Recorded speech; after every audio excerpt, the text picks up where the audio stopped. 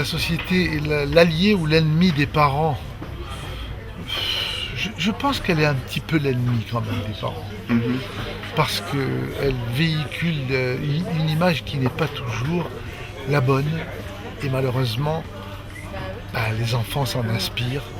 Et quelquefois, ils se trompent. On aimerait tout contrôler et on aimerait protéger les enfants. Malheureusement, on ne contrôle rien. Ou alors si on contrôle, on est impuissant. On sait, on voudrait, mais contrôler pour moi, c'est donner une direction définitive. On croit qu'on la donne, mais malheureusement, on ne la donne pas souvent. Il faut le laisser aller et l'encourager. Parce que c'est un âge où l'esprit se forme et après, c'est trop tard. Et si l'enfant a la moindre volonté de faire quelque chose, il faut le pousser vers ça.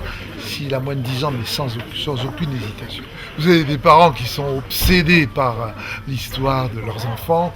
Et alors là, ils les pourrissent. Vous connaissez très bien cette expression. Un enfant gâté pourri, très mauvais. Donc, c'est vraiment, ça dépend des gens. On est tous différents. Et il n'y a pas de règles non plus précises. Mais surtout, les laisser un petit peu tranquilles et les laisser faire ce qu'ils veulent, tout en les surveillant. Est-ce que l'enfant doit être prioritaire? Peut-être dans son esprit de parent, oui. Mais l'enfant ne doit pas savoir qu'il est prioritaire dans la tête de ses parents. Ça, c'est fondamental. Parce que si l'enfant sait qu'il représente une priorité dans l'esprit de ses parents, alors là, il en abuse et il devient un gâté pourri, mauvais.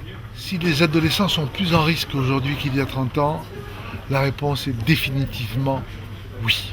Je parle des adolescents. Oui, pourquoi? Parce que, évidemment, on dit toujours, avant c'était mieux.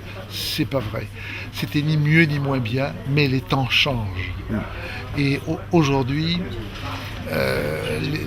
les adolescents sont tiraillés de tous les côtés avec les nouvelles technologies.